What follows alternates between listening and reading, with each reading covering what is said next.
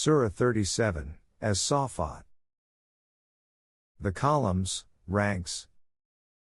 Ayat 1, groups of mujahideen, the forces, which stand ready for the defense of the divine system. Ayat 2, and those entrusted with the state authority of the divine system to restrain mischief mongers from violating the law.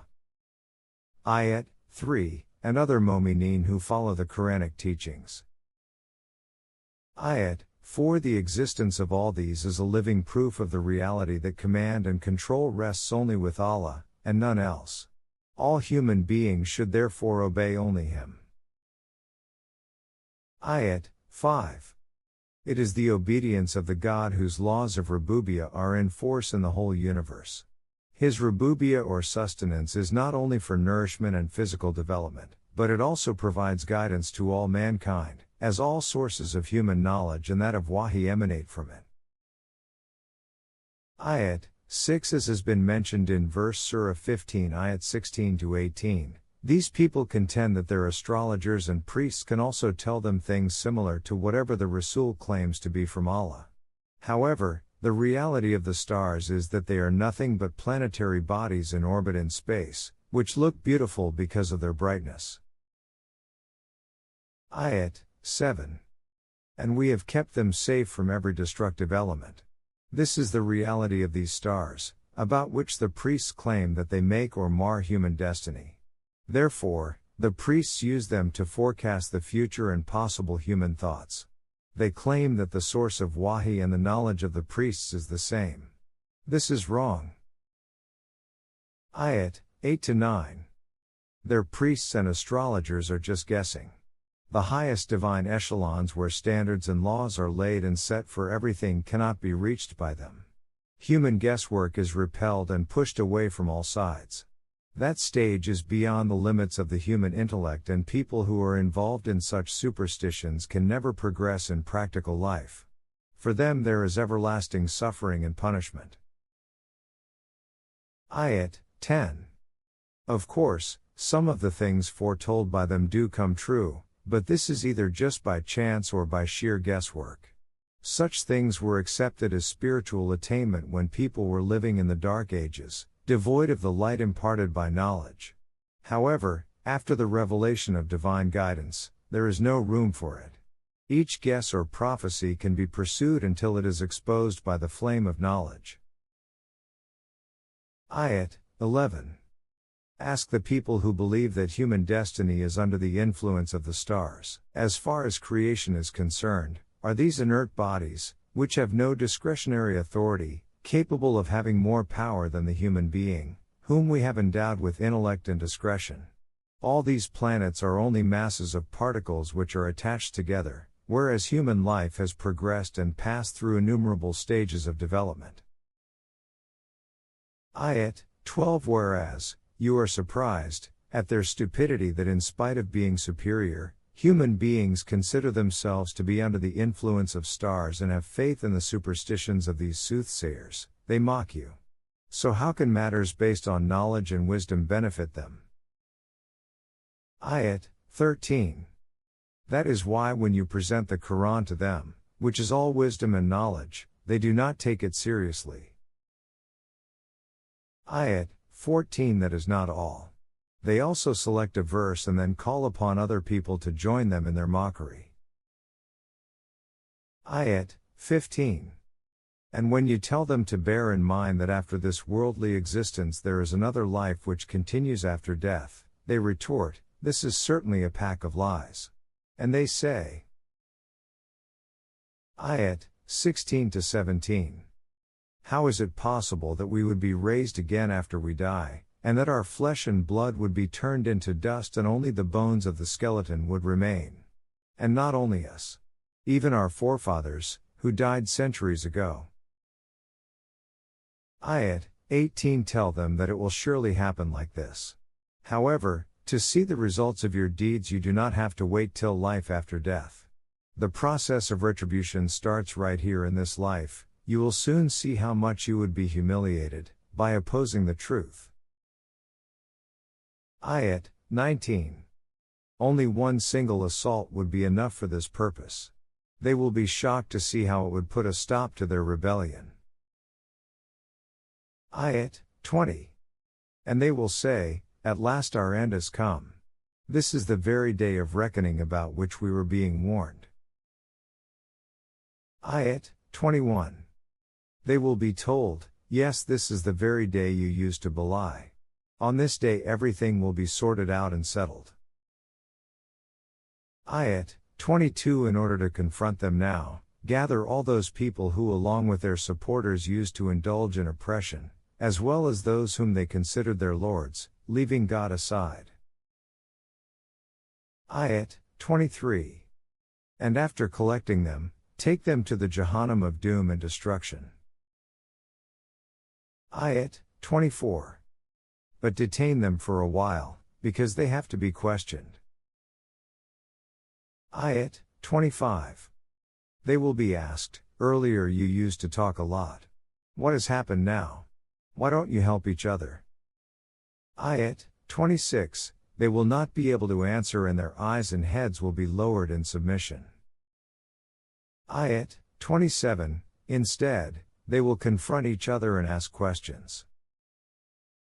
Ayat 28. The followers amongst them will say, to their leaders, you used to come to us with all your strength and power, in order to stop us from the right path. Ayat 29. They will reply, this is wrong. You yourself were not keen to accept the truth. Ayat 30. We had no control or power to keep you away from the right path. It was you who openly adopted a rebellious course. Now you are throwing all the blame on us. Ayat 31-32. Our only fault was that when we saw you leaving the right path and going astray, we called you to join us as we ourselves were treading the wrong path, and we wanted as many people as possible to join us. Thus we led you astray. Now the law of mukafat has confronted all of us as a stark reality. We have to taste the chastisement, and there is no escape for you or for us. Ayat 33. So on that day, all the leaders and their followers will share a common suffering. Ayat 34. Such treatment is not confined to these people only. Our law of mukafat always deals with all the guilty ones in the same way. Ayat 35. These are the guilty ones who scoffed in arrogance when they were told, there is no authority except that of Allah, and obedience to anyone else is not permissible. Ayat 36. They said, should we give up our deities and leaders just because a mad poet says so? This is also what the other people are saying. Ayat 37. Our Rasul is neither a poet nor mad, and he has brought a reliable code of life for you, which is based on absolute reality and truth. It will prove the truth of all the messages brought by the earlier Rasul, messengers. It confirms their true teachings. Ayat 38. Tell them, you are about to taste a grievous chastisement. Ayat 39. And this punishment has not come from anywhere outside. This is the natural consequence of your own deeds. Ayat 40. On the other hand, there are our other devoted subjects who, in order to lead their lives according to divine guidance, had separated themselves from the others.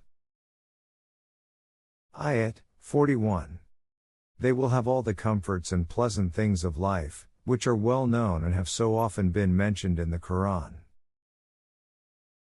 Ayat 42. All these shall be the delicious fruits of their hard labor. Such people will be highly dignified and honorable.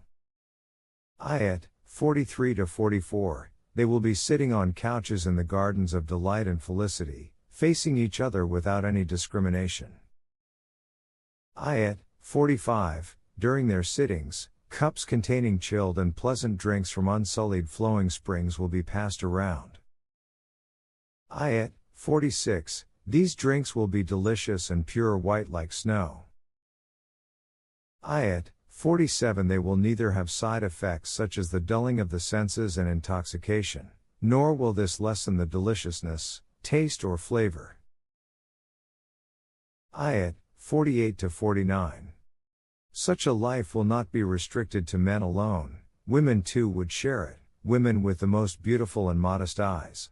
In other words, besides having physical beauty, they will be an embodiment of virtue and modesty. Such shall be the heavenly society, these people would constitute. Ayat 50. They will enjoy each other's conversation with full attention. Ayat 51-53. One of them would say that he had a companion who used to ask him, "Are you also one of those who believes in the truth of the message that after we are dead and our bodies become mere dust and bones, just a skeleton, we will be raised to life again? Will this happen so that we are requited?" Ayat 54. The other would reply, "Just look this way." Ayat 55. He would look and notice that the same person is in the midst of the blazing fire of Jahannam. Ayat 56. On seeing him there, he would exclaim, "By God! You had left no stone unturned to ruin me too." Ayat 57. For had it not been for the grace of my Rabb and had I not taken to the right path, I too would have been among those who are in the blazing fire. Ayat 58-59. Thanks to Allah, we do not have to die again. The death which was to come has already come, and we will not be inflicted with any punishment. Ayat 60. This indeed is a great achievement for us, and we have found our cherished desires. Ayat 61. O Rasul! Tell these people that every worker has to strive for such achievements and happiness. Ayat 62. Also ask them, which is better, the nourishment described above or the shajra tu zakkum, namely the wealth and goods obtained through oppression and cruelty, and which later on becomes a terrible burden for man. Ayat 63. Always remember that any wealth collected by oppression and cruelty eventually becomes a chastisement for man. Ayat 64. It is like that wicked tree which can never bear fruit and which grows from the very root of Jahannam. That is, by eating it, all human abilities are ruined and further evolution and development is blocked. Ayat 65. Its spathes are repulsive, like the head of a deadly cobra, which is full of poison, and the heads of rebellious and dictatorial people, which are full of superiority and hatred for others. Ayat 66. One can eat from it to fill one's belly, that is, the physical needs of man are fulfilled, but the development of his personality stops. Ayat 67. Furthermore, they will be given impure boiling water. Instead of quenching their thirst, this hot water will enhance it. The water itself will not be pure, as it will be mixed with all kinds of impurities of deceptive life. Ayat 68. As a result of all their efforts, which are full of deceit and oppression, the further growth of their personality is stopped and they lead a miserable life. Ayat 69. Such is the life of those who oppose the ways leading to the truth. Another unfortunate aspect of this dilemma is that they did not adopt this way of their own accord, they just followed their ancestors who had gone astray. Ayat 70. They are blindly following the footsteps of their predecessors. They do not stop to even think where they are going. Ayat 71. Their attitude is not something new, as most of the earlier nations also went astray in the same way. Ayat 72. We had sent our messengers to them to warn them about the consequences of their erroneous ways. Ayat 73. Thus you can see for yourself the end result of those who were given due warning, but who chose not to pay any heed to it. Ayat 74. At the same time look at Allah's devoted and sincere subjects, who left such people and followed the right course. Their end was a very pleasant one. Ayat 75. For example, take the story of Noah, who called unto us against oppressive and rebellious forces. The whole world saw how graciously we answered his call. Ayat 76. And we saved him and his companions from that terrible calamity, which drowned the rest of his nation. Ayat 77. All his opponents were destroyed and only his followers survived. Ayat 78. And amongst the future generations, he was remembered graciously and with respect. Ayat 79. Thus, in the community of nations, Noah attained the status of a messenger of peace and tranquility. Ayat 80. This is not confined to Noah alone. We bestow such honor and position on all those who lead their lives according to our laws. This, in fact, is the result of their deeds. Ayat 81. Listen once again. Noah remained safe and in peace because he had implicit faith in the truth of our laws. Ayat 82. And his opponents drowned because they belied him and never believed in anything he said. Had they believed him when he was making the ark in front of them, they would have realized that some calamity was imminent and that some means would be needed to protect themselves from it. On the contrary, they ridiculed him. Ayat 83. Among those who followed his ways was Abraham. Ayat 84. Keeping himself away from the influence of his surroundings and family members, he turned to his Rabb with a receptive heart, a heart that would bow down before the truth without hesitation. Ayat 85. Ignoring all, quite candidly he asked his father and the nation, what was their concept of all the deities and the celestial bodies which they worshipped? Ayat 86. These objects which you take as your gods are false, and you are bowing before them, leaving aside the real God, Allah. Ayat 87. What an erroneous and poor image you have formed about him who is actually the Rabb and the sustainer of the universe. Ayat 88. That nation also used to worship the stars. Abraham thought about the reality of the stars and explained to his people the reasons why they should not consider these objects worthy of worship. Ayat 89. Then he said, how can I consider them as my God? I am indeed disgusted with your attitude. Ayat 90. The people could not give any reply to Abraham's arguments. However, they were unwilling to leave their deities and they turned their backs on him and went away. Ayat 91. In order to expose their wrong convictions, he adopted another way. In the presence of the people, he asked their deities, there are so many eatables lying before you. Why don't you eat them? Ayat 92. And they are imploring and asking you to fulfill their requests. What is wrong with you that you do not speak? Ayat 93. Then once, when he found an opportunity, he struck them forcefully and broke them. Ayat 94. When they saw this, they rushed towards him in rage. Ayat 95. Without being awed by their anger, he remained calm and composed and quietly said, just think about it. How very irrational it is that you worship these idols which you carve with your own hands. Ayat 96. On the contrary, the real God is the one who has not only created you, but also all the stones out of which you have carved your idols. Ayat 97. As they had no answer to his arguments, they planned to finish him once and for all with some mean tactics. They consulted each other and decided that the only way to get rid of him was to throw him into the fire, but to do it secretly.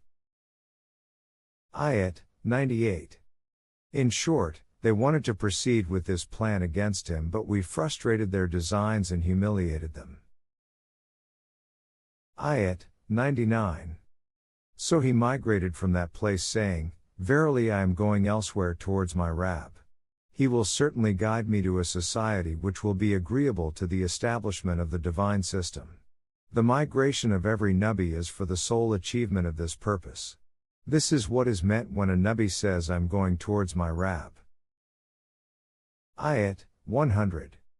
Thus Abraham migrated to Syria, where his mission met with success. However, he was issueless.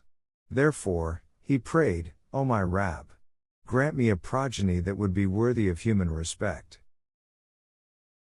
Ayat 101. So we gave him glad tidings of a son who, besides other qualities, would be patient and full of energy. Ayat 102. When the son grew up, he was able to render help to his father. One day the father told him, O my son, I saw in my dream that I am sacrificing you. Think about it seriously and let me know your views. The son said to the father, O my father, you should carry out every directive of the Almighty. If you think it is His command, then go ahead and sacrifice me. You will find me steadfast, because if Allah Almighty commands it, there should be no hesitation. Ayat 103. Abraham, taking the dream to be the Almighty's command, prepared to slaughter his son. Both the father and the son submitted, and Abraham laid his son down, prostrate, on his temple. Ayat 104-105. We immediately removed this thought from Abraham's mind and called out to him, O Abraham! You considered your dream as Allah's command and laid your son for the purpose of slaughtering him. This was not our command, but merely a dream of yours. Therefore, we have saved you and your son from this. We have done so because we keep those who lead their lives according to divine guidance safe from such mishaps. Ayat 106. This indeed was a clear and distinctive reward which was given to Abraham. Ayat 107. As far as the son is concerned, we saved him for a far greater sacrifice. This sacrifice refers to the fact that instead of keeping his leadership confined to Syria, we wanted him to become the custodian of our house Kaaba, which was located in the far-off barren land of Arabia and which had to be made the center and gathering place of all those the world over, who believed in the unity of God. Ayat 108.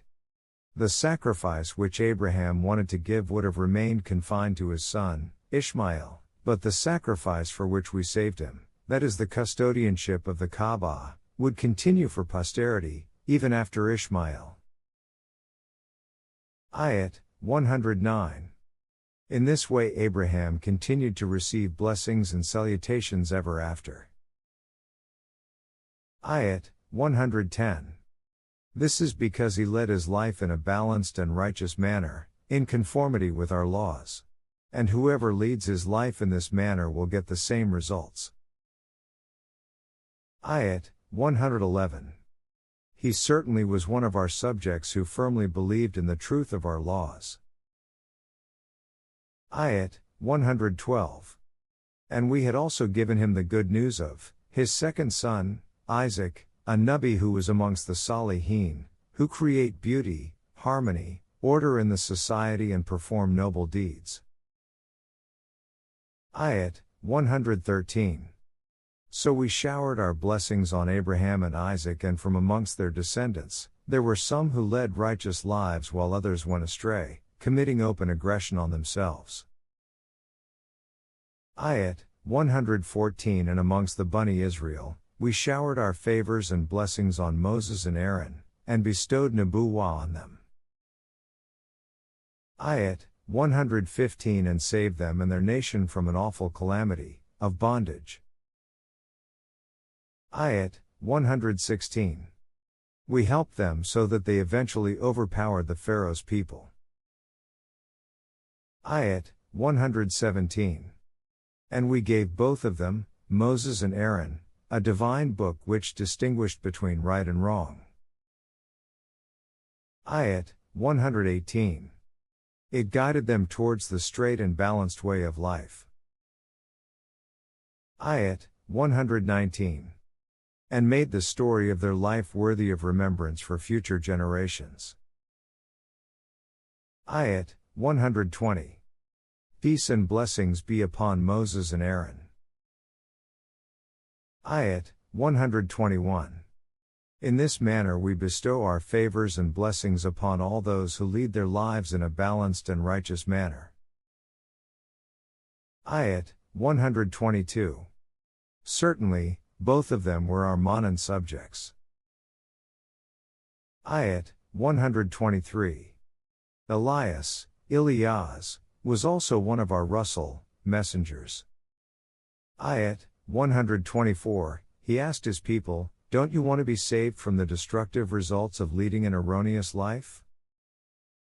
Ayat 125. You are worshipping Baal, a deity, and forsaking the God who is the best of creators. Ayat 126. The God who not only is your Rab, but is also the Rab of your forefathers. Ayat 127. Thus he invited his nation towards the right path, but they belied him and as a result of their erroneous way of life, were chastised. Ayat 128. Except for those who parted from them and followed Elias, Ilyas, call. Ayat 129. We made this historic episode of Elias serve as an admonition and a source of guidance for future generations. Ayat 130. He was also a messenger of peace and tranquility. Ayat 131. This is how we reward those who lead their lives in a balanced and righteous manner. Ayat 132. He was indeed amongst our subjects who firmly believed in the truth of our laws. Ayat 133. Similarly, Lot was also one of our Rusul, messengers. Ayat 134. We saved him and all his followers from a great suffering, in which his nation was going to be involved. Ayat 135 to 136. The rest of the nation was destroyed, including his wife who was among those who stayed behind and did not go with Lot. Ayat 137 to 138. You pass by the remnants of their dwellings every morning and by night. Don't you ever think about it and realize the outcome of those who revolt against the divine laws? Ayat 139. Jonah too was one of our Rusul, messengers. Ayat 140. It was an error of judgment on his part that he panicked because of the resistance from his people and decided to leave before receiving divine guidance to migrate. He dropped his assignment and embarked on a fully laden boat along with others, to cross the river. Ayat 141. This was not deliberate rebellion on his part. However, this step was against our laws. It was in this way that a mistake occurred. Ayat 142. The boat was overloaded and so it sank. A big fish seized Jonah in its mouth. Realizing the situation, Jonah cursed himself, as he saw this as a punishment for leaving his mission without Allah's permission. Ayat 143 to 144. He struggled hard and after a lot of effort, freed himself from the grip of the fish. If he had not done so and had he not been a good swimmer, the fish would have swallowed him, and it would not have been possible for him to come out till doomsday. Ayat 145. So we cast him ashore, in an open space. However, he had become very weak due to strenuous struggle and fear. Ayat 146. He then rested under the shade of a tree with big leaves, after which he felt somewhat better. Ayat 147. Thereafter, we sent him again to his nation which numbered over 100,000 people. Ayat 148. These people believed in the truth of our laws and therefore, for a determined period, we provided them with the means of nourishment. These people would have ultimately believed our laws but Jonah, Yunus, left them in sheer desperation. God usually commands migration only when there is absolutely no chance of a nation reforming. Ayat 149. After clearly explaining the eventual fate of these earlier nations, O Rasul, ask your own nation whether they too want to follow such superstitions, like their ancestors did? Whether they too want to believe that these deities are God's daughters? This belief is actually based on ignorance. Furthermore, consider their contention that when talking of God's progeny, they are referring to daughters, while they themselves prefer sons, so much so that if they hear that their newborn is a daughter, they turn black and blue in shame and anger. Ayat 150. As regards their belief that we created angels as females, ask them if they were present at the time of their creation. Ayat 151. They just do not know anything. They concoct such beliefs on their own and these eventually become their faith. Ayat 152. Can there be a bigger lie than the assertion that Allah too has children? Ayat 153. And that He has preferred daughters rather than sons? Ayat 154. How absurd these beliefs are. Ask them what is amiss with them, that they pronounce such judgments? Ayat 155. Don't they reflect, even after such clear and convincing evidence? Ayat 156. Or do they have any authority or proof for such frivolous convictions? Ayat 157. And if they do have such proof, ask them to show that book wherein this is written. Prove your assertions if you think you are right. Ayat 158. These people also establish a kinship between Him and all those invisible heavenly forces. Sometimes they consider lightning from the sky as a deity, sometimes they consider clouds as a deity, and sometimes they consider angels as His daughters. However, all these forces know for certain that they are arraigned before Him to carry out His command and that they remain bound within His laws. Ayat 159. Anyway, Allah Almighty is far above the superstitions which these people ascribe to Him. Ayat 160. And sincere and devoted subjects of God do not have such absurd and senseless beliefs. Ayat 161-162. So, O those who oppose, neither you nor your deities can mislead these sincere subjects from God's way. Ayat 163. Only the one who wants to take himself to Jahannam will go astray. Ayat 164. Our devoted subjects have a firm conviction that their place is determined in proportion to their deeds. All is defined and determined by the Qur'an. Ayat 165. They also pronounce, we have made up our minds to remain ever ready for the establishment of the divine order. Ayat 166. And we will continue to carry out this assignment throughout our lives, doing our utmost for it. Ayat 167-169. Their opponents used to say, if only a book had been sent down to us, like the earlier people, we too would have been amongst the devoted people of the Almighty. Ayat 170. However, when that book was revealed they refused to acknowledge it. Thus, very soon they will face the consequences. Ayat 171-172. Long ago, we had decided that this is our law, that our messengers who convey our message to the people will certainly get our support. Ayat 173. And that those who defend our deen and are ready to sacrifice their lives, will ultimately be victorious over their opponents. Ayat 174.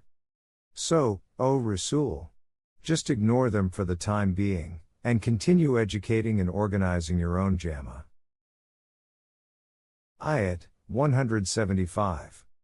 And keep a watchful eye over your opponents, to see what they are doing. They will soon see the result of their opposition. Ayat 176. These people wish that our chastisement be hastened. Ayat 177. In actual fact they do not realize the sort of chastisement it would be, but when it descends in their courtyards it will really be a terrible warning for those who have been previously warned. Ayat 178-179. So, for the time being, just ignore them and keep a vigil on the movements of your opponents. They will soon see the result of their opposition. Ayat 180. On that day they will realize that your Rabb, who wields absolute power and authority, is far above anything they ascribe to him. Ayat 181. And all those messengers who convey his message to others shall remain safe and in peace. Ayat 182. And the entire world will witness that the system ordained by Almighty Allah, which ensures the development of the entire universe, is worthy of all the praise and hamd.